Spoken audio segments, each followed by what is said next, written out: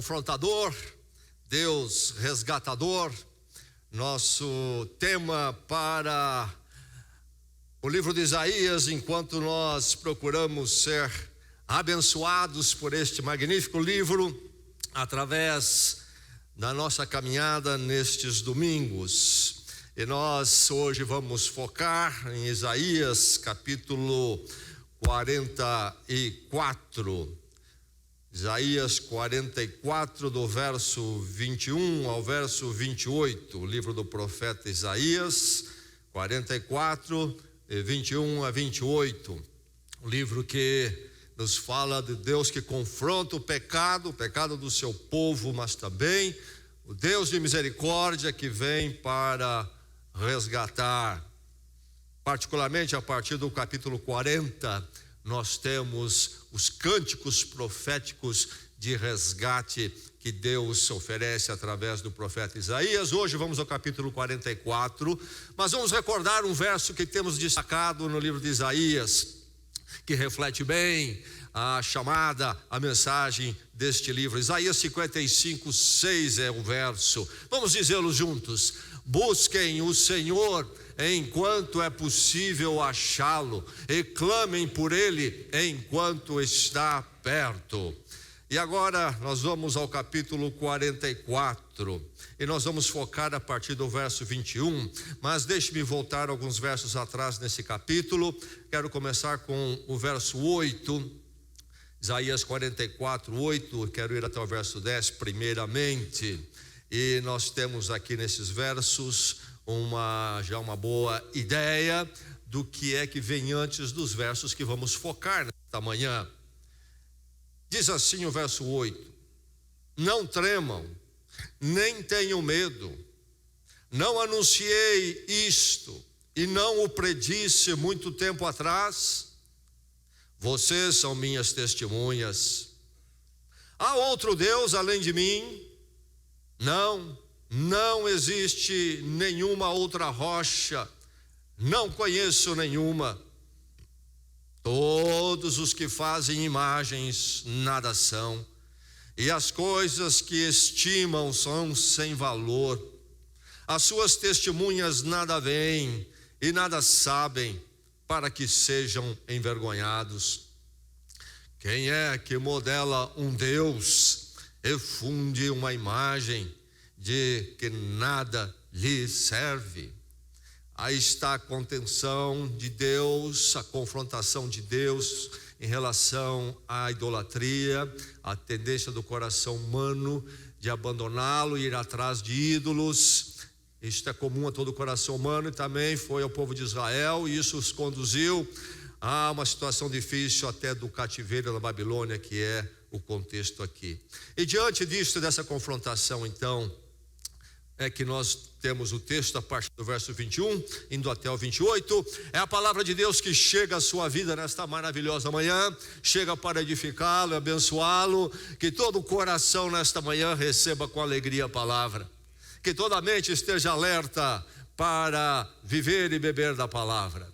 Ouça a palavra do Senhor. Lembre-se disso, ó Jacó, pois você é meu servo, ó Israel, eu o fiz. Você é meu servo, ó Israel, eu não o esquecerei.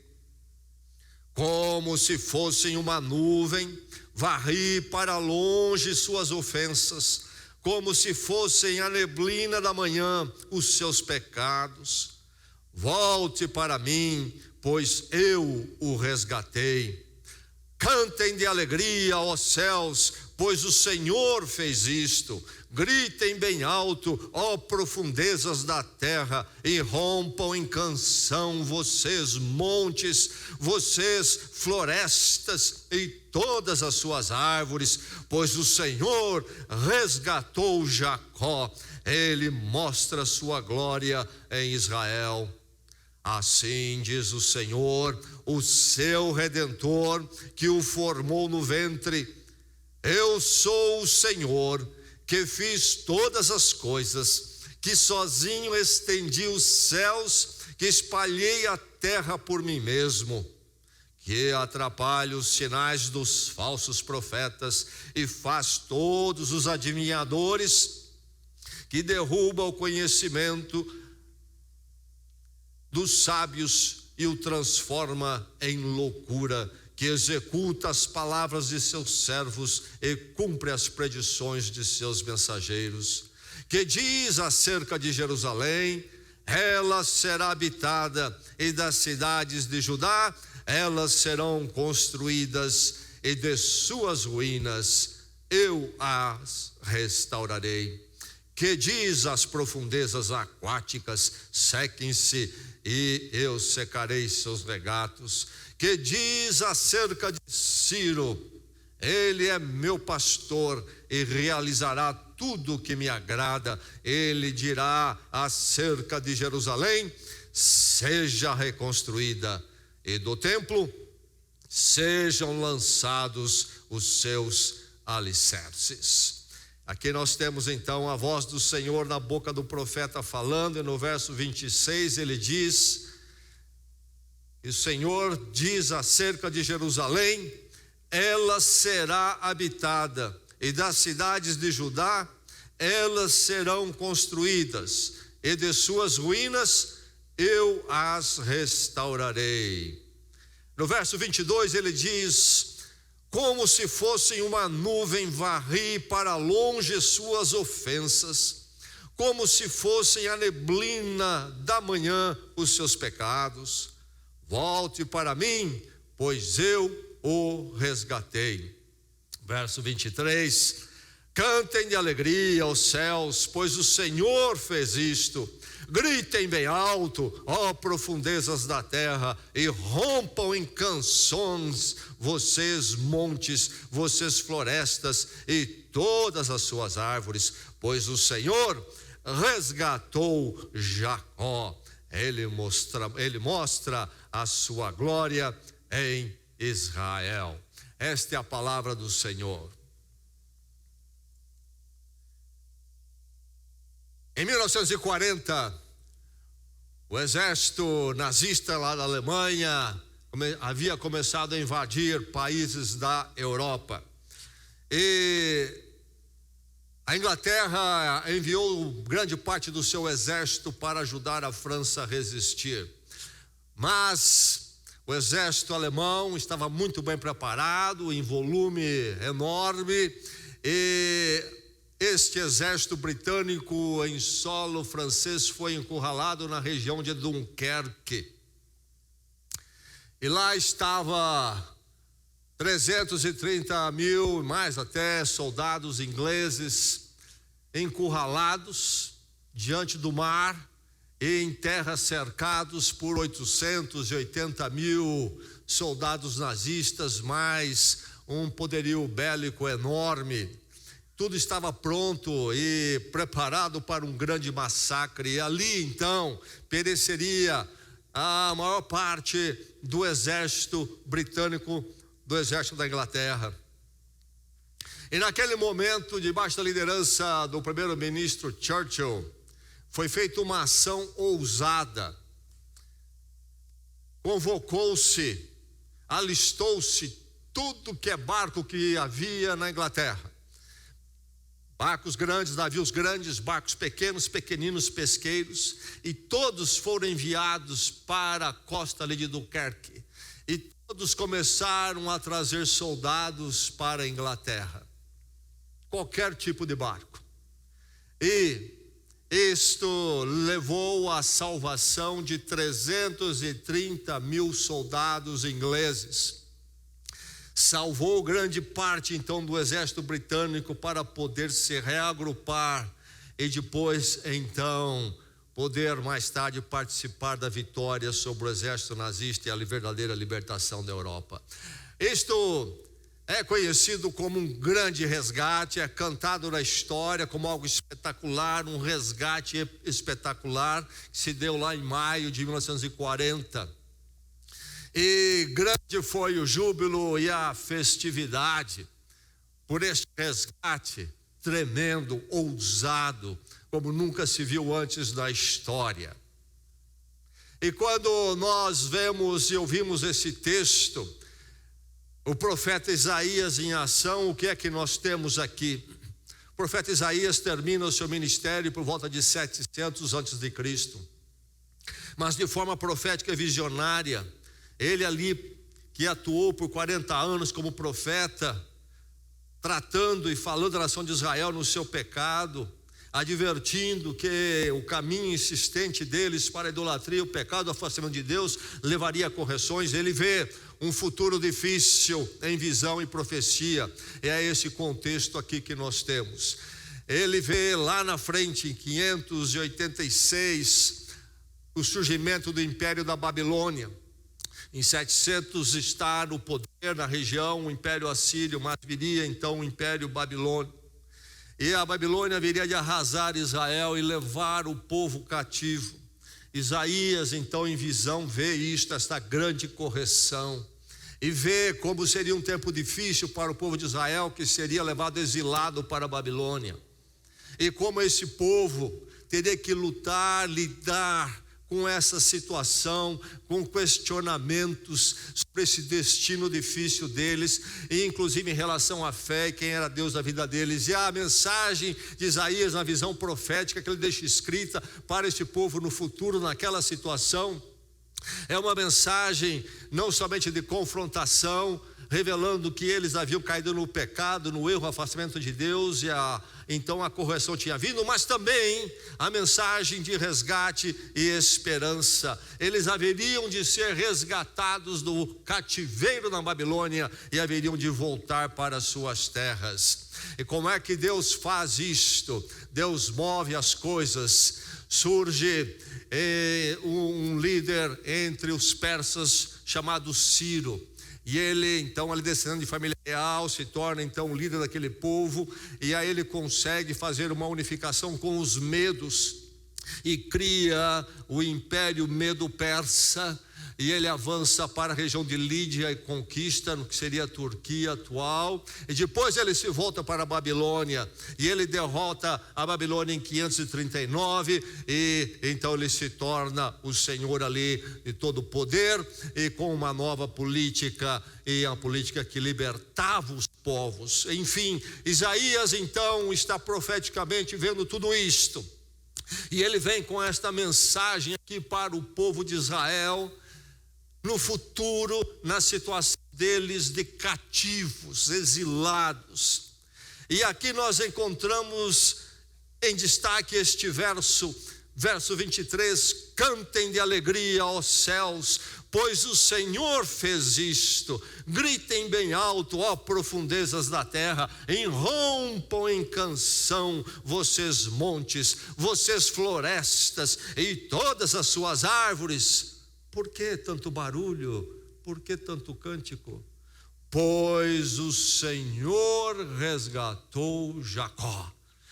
Profeticamente ele vê não somente o cativeiro, mas também o dia da libertação do cativeiro. E aí então surge este cântico, clamando, convidando para uma celebração, um grande júbilo, porque um resgate enorme foi realizado pelas mãos do Senhor já na visão profética.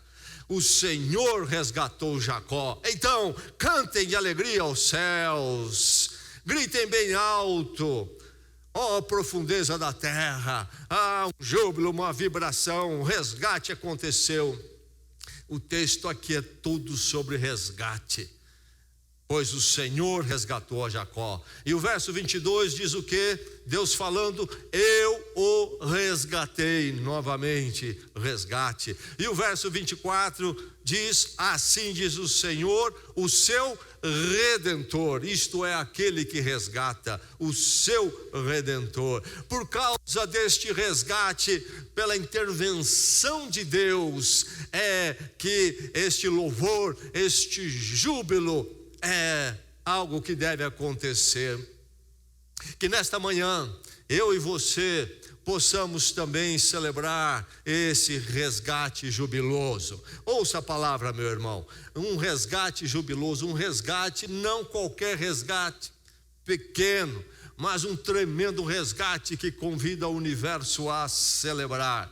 Você já participou, você participa do jubiloso resgate. Esse resgate nas mãos de Deus já chegou à sua vida, como chegou naqueles dias ao povo de Israel no Velho Testamento. Já aconteceu na sua vida o grande resgate. Você caminha neste mundo, um mundo onde todos nós estamos cativos no reino das trevas, mas Deus em Cristo está resgatando. Participe do jubiloso resgate, meu irmão. É o convite da palavra de Deus esta manhã, que você possa participar e participar com júbilo, vibração e alegria, porque é grande o resgate de Deus quando Ele chega na vida humana, e se já chegou na sua vida, também é assim. Que você possa participar e possa dizer: eu fui resgatado, e responder com grande louvor e adoração. É realmente um grande resgate e é jubiloso, há razão para muita alegria, vibração e júbilo, porque envolve um agente inigualável. Esse resgate não é feito por qualquer um, não é um de nós, não é mais uma obra humana, não é mais a ação de um poderoso humano, é alguém especial, único, é um agente inigualável. Quem é? É simplesmente o Deus absoluto. Diz o Senhor, que formou no ventre: eu sou o Senhor, que fiz todas as coisas, que sozinho estendi os céus, que espalhei a terra por mim mesmo. É esse Deus que aqui se apresenta, é esse Deus que também diz que Ele resgata o seu povo. Aqui está a contraposição do Deus verdadeiro, aquele que simplesmente criou todas as coisas, em relação ao que? Lembremos, o povo de Israel foi para o exílio, principalmente por causa do pecado da idolatria. Abandonaram o Deus revelado, o único e verdadeiro, que formou Israel, Yahvé, o Deus do pacto eterno com eles, e foram atrás dos deuses, dos ídolos dos povos vizinhos, e agora estão na Babilônia. A Babilônia é a terra da idolatria, muitos deuses ali. Inclusive, a Babilônia havia trazido outros povos cativos também para o exílio lá, e esses povos também vieram com as suas religiões e cultos. Enfim, o povo de Israel lá na Babilônia está num ambiente de ídolos, e mais ídolos, e mais ídolos. E aí, no meio de tudo isso, é que Deus precisa dizer ao seu povo, e vai dizer: não como um ídolo, mas eu que formei você, e eu que sou o Senhor que fez todas as coisas, é eu que o estou resgatando. Veja este agente inigualável. Esse resgate acontece através da ação de alguém tremendo. É o nosso Deus eterno, Criador de todas as coisas, aquele que nos formou. Um Deus singular, único, só a Ele, não há outro. Diz o verso 25 e 26, ele é esse Deus que atrapalha os sinais dos falsos profetas e faz de tolos adivinhadores, que derruba o conhecimento dos sábios e o transforma em loucura, que executa as palavras de seus servos e cumpre as predições de seus mensageiros. Lá estavam na Babilônia os muitos falsos profetas das diversas religiões, não falavam em nome de Deus, do Deus único e verdadeiro, que criou todas as coisas, falavam em nome de seus ídolos e das suas experiências místicas, e Deus diz que Ele simplesmente confunde e atrapalha esses falsos profetas. Diz inclusive que faz de tolos os adivinhadores. Na Babilônia havia a grande prática da adivinhação, inclusive da astrologia, olhando os astros, e Deus diz que Ele simplesmente faz de tolos os adivinhadores. Diante das religiões humanas, e surge o Deus singular, o Deus único e verdadeiro, o Deus que torna em nada todas estas religiosidades humanas nos seus misticismos, nos seus cultos, nas buscas de seus gurus e de seus líderes religiosos, dos seus mentores, etc. Deus que realiza esse grande resgate, este agente inigualável. Aqui ele diz que as religiões humanas, aquelas da Babilônia e aquelas que estavam presentes ali, eram simplesmente nulidade diante dele. Ele é este que executa a palavra de seus servos e cumpre as predições dos mensageiros. Esse é o Deus que nós servimos, é o Deus que nos resgata, é o Deus que resgatou o povo de Israel. Nos nossos dias há um ressurgimento de religiões pagãs e tudo cai dentro de uma categoria definida pela palavra espiritualidade. Há uma conversa de espiritualidade. Deixe-me dizer, meu irmão, minha irmã, que a espiritualidade nada é. Tudo isso que está aí e que enche os olhos e as pessoas falam de forma colorida, nada é, meu irmão, nada é. Quem é o único Deus é esse Deus Yahvé revelado nas Escrituras, e só Ele pode realmente nos resgatar. Por que vamos atrás de espiritualidades? Porque o ser humano sabe que não está bem, ele precisa de conforto e consolo, mas está buscando no lugar errado e buscando um conforto, consolo errado. O ser humano precisa do resgate de Deus, do Deus único, singular, o Deus absoluto, criador dos céus e da terra. É isto que o ser humano precisa, esta é a espiritualidade, um encontro com o seu Deus através do resgate, aqui chamado de Senhor. Senhor, o que é a palavra Senhor? Quando aparece na nossa Bíblia, no Velho Testamento, Senhor é sempre o nome de Deus Yahvé, o Deus que se manifestou a Israel, pactuando a aliança, e a esse Deus que nós conhecemos na aliança em Jesus Cristo. A verdadeira espiritualidade.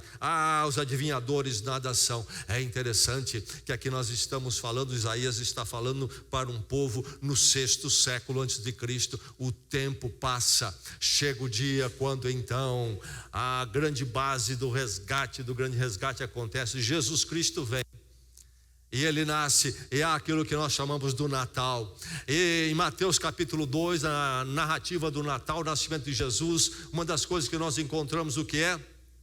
Lá do Oriente, e entende-se da Babilônia, vêm os chamados reis magos para adorar o Senhor.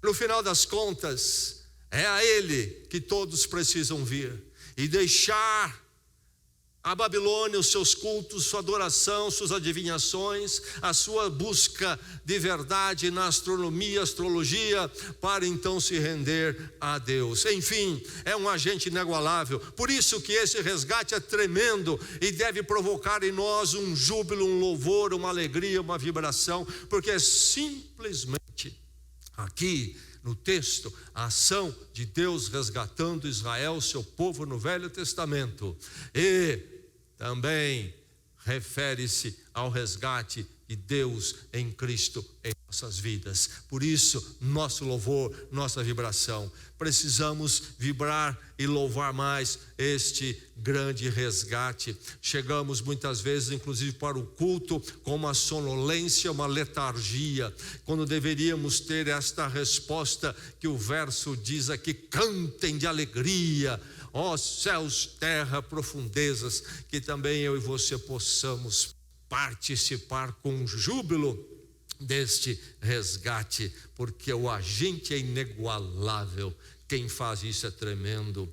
E ele faz o que? Ele restaura a promessa. Nós temos aqui nestes versos a promessa restaurada. O que há de importante aqui? Diz aqui que haverá de ser reconstruída Jerusalém.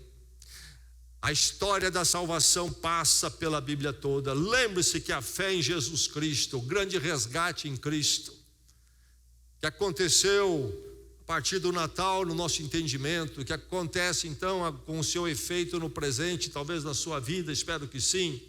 Isto não começa com você e nem começa com o Natal. A história da salvação nas Escrituras é um plano de Deus desde o princípio. Quando você lê em Gênesis capítulo 3 a queda do ser humano, você já lê ali que a semente da mulher haveria de esmagar a cabeça da serpente.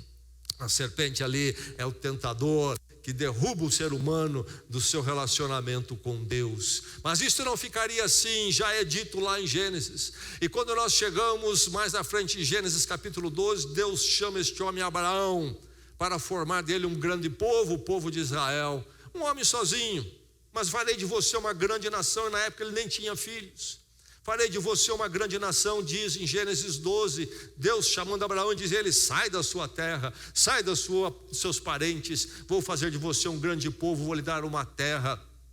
Mas Deus diz o que mais? Simplesmente que ele ia fazer dele um grande povo, e esse é o fim de tudo? Não. Ali em Gênesis capítulo 12, os primeiros versos, Deus vai dizer: e em ti serão abençoados todos os povos da terra. Já então falando da grande história da salvação em continuidade. E vai Israel então, através da sua história toda, cativeiro no Egito, libertação, entrar na terra prometida, começa a monarquia, há o grande rei Davi, que é este rei, ícone da obra da salvação que Deus ia realizar, continuar fazendo através de Israel.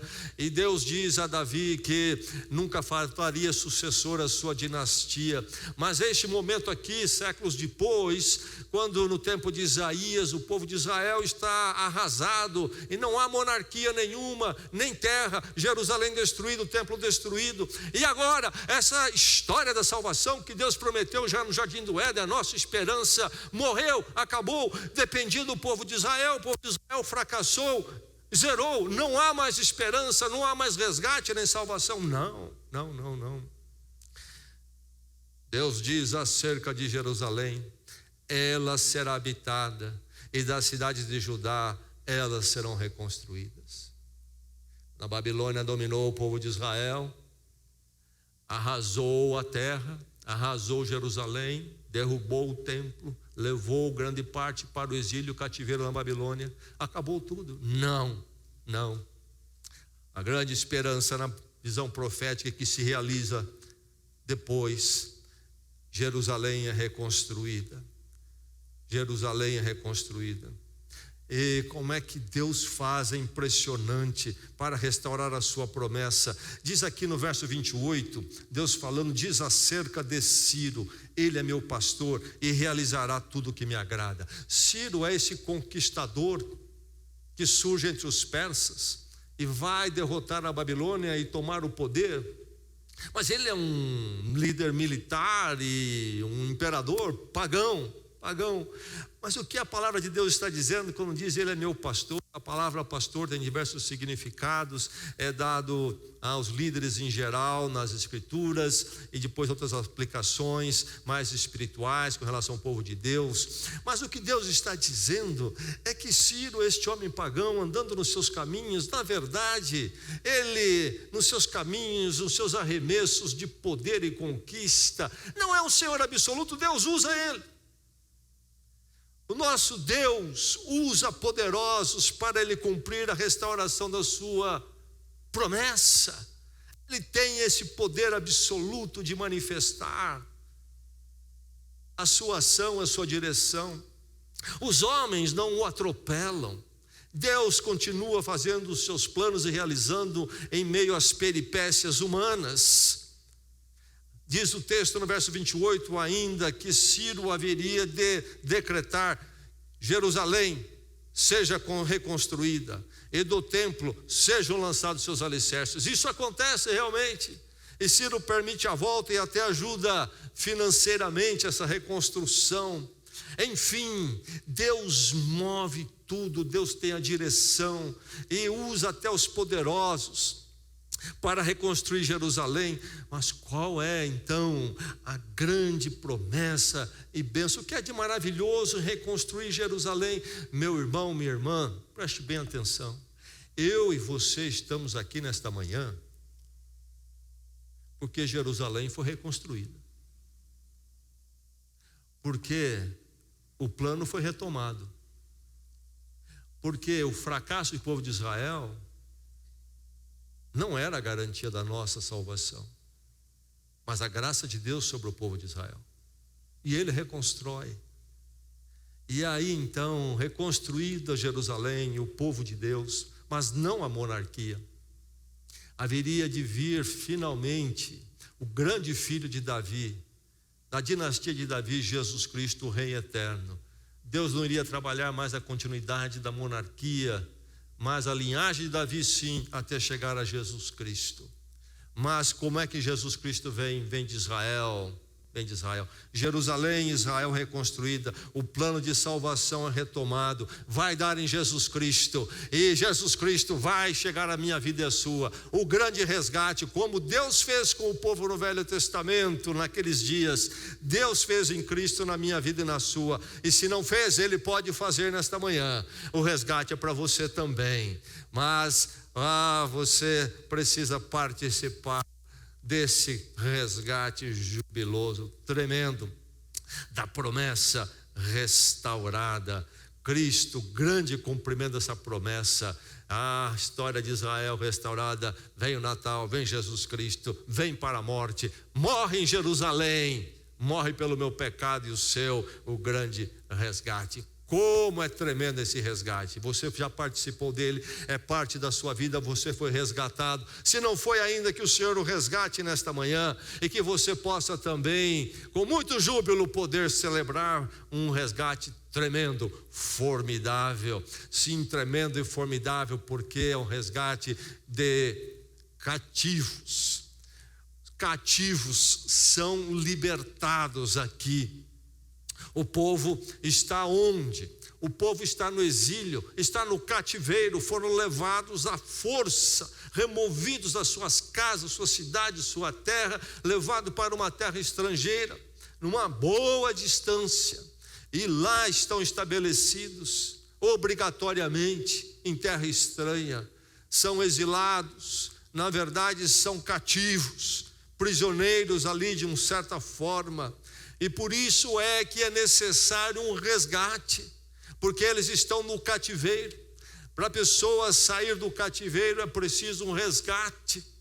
Cativeiro exige resgate para haver libertação. Ou alguém estoura com força e poder o cativeiro, ou alguém paga o preço exigido, ou então não há resgate. É preciso haver essa intervenção.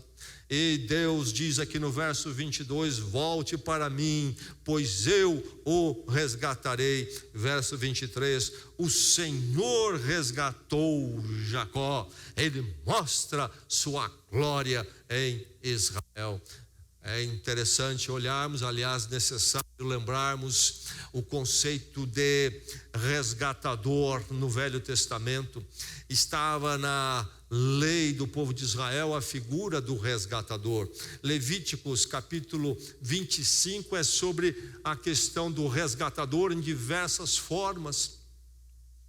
Entre o povo de Israel deveria haver sempre a prática do resgate, isto é, quando alguém caísse em dificuldades e, por exemplo, viesse a perder a terra que pertenceu à família, sempre alguém que tivesse mais condições da família deveria entrar, se tivesse recursos, e comprar de volta essa terra, isto é, resgatar. Isso também era aplicado à questão da herança de filhos, casamento. Então um irmão casar com a viúva de seu irmão, se ela não teve filhos, é a figura do resgatador, alguém que está em condições para intervir em prol do impotente, da vítima. Você vai encontrar uma história muito bonita sobre isso no livro de Ruth, nas Escrituras Sagradas, quando então a Noemi, que volta para Israel depois de ir para outra terra, a terra dos Moabitas, por causa da fome, retorna viúva, retorna sem filhos, perdeu filhos e marido em outra terra, mas volta acompanhada da sua nora Ruth, que nem era parte do povo de Israel.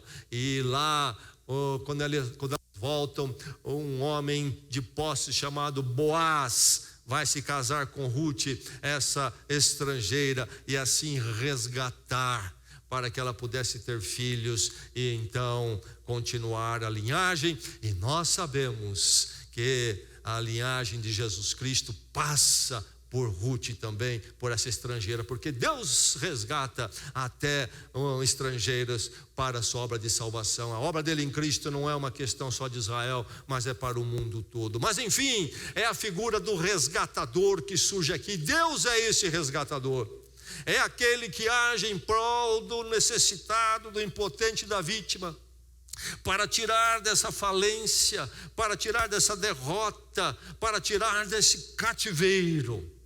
É aqui simplesmente a moção da graça, é a expressão que nós encontramos perfeita na cruz.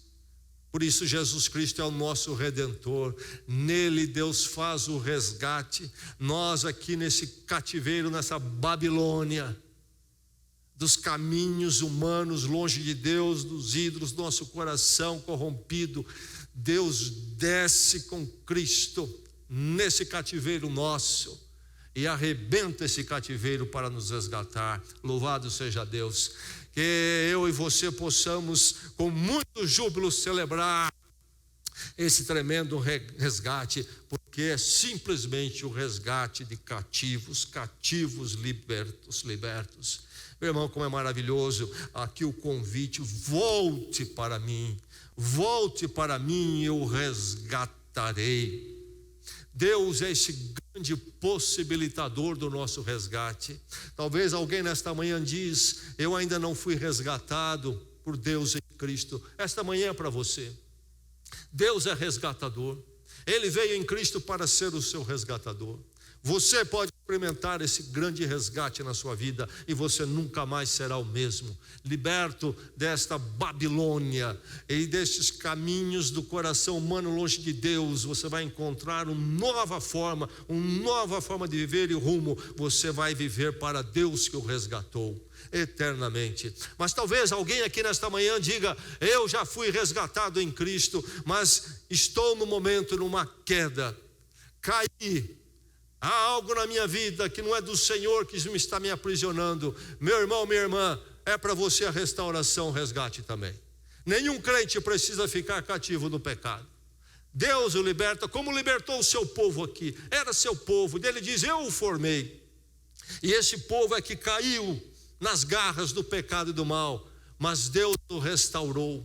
E Deus restaura o crente e filho em Jesus Cristo. Você nesta manhã precisa apenas contrição e ouvir o chamado. Qual é o chamado do Senhor? Volte para mim e eu o resgatarei. Eu vou te restaurar. Meu irmão, quebrantamento no seu coração. Há algo que está o aprisionando aí. Há algo de maléfico que o diabo colocou na sua vida. Agora é a hora de ser resgatado. Deus pode fazer isso exatamente agora. Deus liberta do cativeiro sempre. Agora, é importante notar que eles são libertos da Babilônia. Isto é, da condição ali do cativeiro. Mas é preciso entender que muito além da condição há o cerne do problema. Há o cerne do problema. E qual é o problema? É o pecado, é o fracasso diante de Deus. Não é só uma questão de ser liberto da Babilônia. Nós queremos sair desta condição aqui de terra estranha e ir para a nossa terra.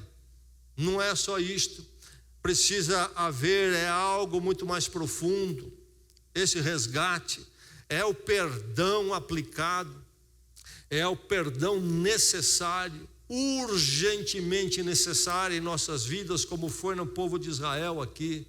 Esse perdão urgentemente necessário aplicado por Deus. Eles precisavam sair daquela condição, sim. Seria maravilhoso sair, sim, da condição a que foram levados pelo caso do pecado. Mas, primeiramente, acima de tudo, precisavam ser libertos desse pecado. Diz o verso 22, como se fosse uma nuvem, varri para longe suas ofensas, como se fosse a neblina da manhã, os seus pecados. Você percebe aí a ação graciosa e poderosa de Deus na vida do povo dele, e que ele pode fazer na minha vida e na sua em Cristo, simplesmente varrer para longe o pecado e a nossa culpa. Às vezes as pessoas querem de Deus a libertação da condição apenas em que se encontra por causa do pecado. Estou indo na igreja e assim pensam, vou na igreja porque estou com um pouco de problema com drogas, e está me incomodando agora, eu quero ser liberto dessa condição. Eu vou começar a ir à igreja por causa que há um problema relacional na minha vida, familiar, muito grande. Eu quero me livrar desse incômodo que está aí, está muito desagradável, dolorido. Eu quero ser liberto de uma dada situação complicada, um enrosco em que entrei na área financeira, material, por causa de alguns caminhos que adotei e agora estou com muitos problemas.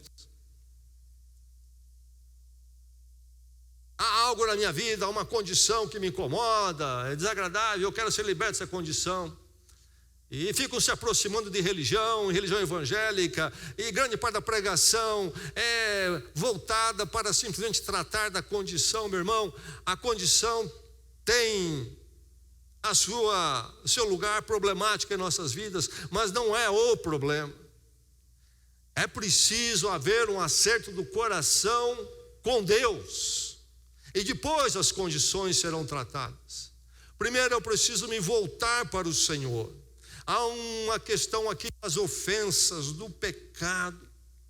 O problema do ser humano não é uma questão apenas que ele precisa se sentir melhor, ter uma condiçãozinha que se sinta melhor. O problema do ser humano é mais profundo, isto é apenas um sintoma. O ser humano precisa chegar ao ponto quando ele entende que ele carece de perdão, porque ele é culpado, ele não tem andado nos caminhos do Senhor. Deus não foi o Deus da sua vida realmente, ele não tem entregue a sua vida a Deus, e que ele busca os seus próprios caminhos. E chegar a este ponto é o grande encontro que se manifesta em Cristo na cruz. Quando eu olho para a cruz e digo, ali está ele sofrendo no meu lugar, e a minha pena, o meu pecado que está na cruz, e nele, e eu caio em mim mesmo, e ali eu clamo pelo perdão. E se Deus é um Deus de graça, diz aqui que ele faz o que com as nossas ofensas? Remove como fosse uma nuvem. Ele faz desaparecer os pecados como se fosse uma neblina que apareceu de manhã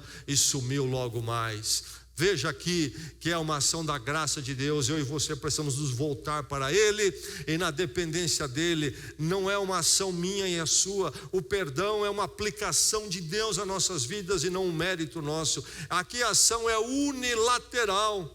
Diz, como se fosse uma nuvem, eu varri para longe suas ofensas. Deus não diz, vocês varreram para longe as suas ofensas. Não, ele diz, eu é que varri. É a graça de Deus, é a misericórdia de Deus, e para ela e nela que eu e você devemos nos abrigar e correr. Um plano maravilhoso, um plano que continua, o plano da salvação, e um plano absoluto e único que vai dar em Jesus Cristo, e nós conhecemos todas essas verdades de forma plena em Cristo. O Deus que aplica o perdão graciosamente, unilateralmente a todo aquele que se volta para Ele. Volte-se para mim e eu o resgatarei. À minha mente vem o verso da primeira carta do apóstolo João nas Escrituras Sagradas, no capítulo 1, verso 9. O que ele diz lá: se confessarmos os nossos pecados, Ele é fiel e justo para perdoar nossos pecados e nos purificar de toda injustiça. Se confessarmos os nossos pecados, Ele é fiel e justo para perdoar os nossos pecados e nos purificar de toda injustiça. Você crê nisto? Ah, que resgate! Quando finalmente eu sei e pela ação resgatadora e misericordiosa de Deus e não nos meus méritos, Deus me tira do cativeiro, mas principalmente o cativeiro do pecado, para eu poder andar em paz, reconciliado com Ele hoje e para sempre. Que resgate! Quando eu encontro em verdade e quando eu vivo nele, não há outra reação a não ser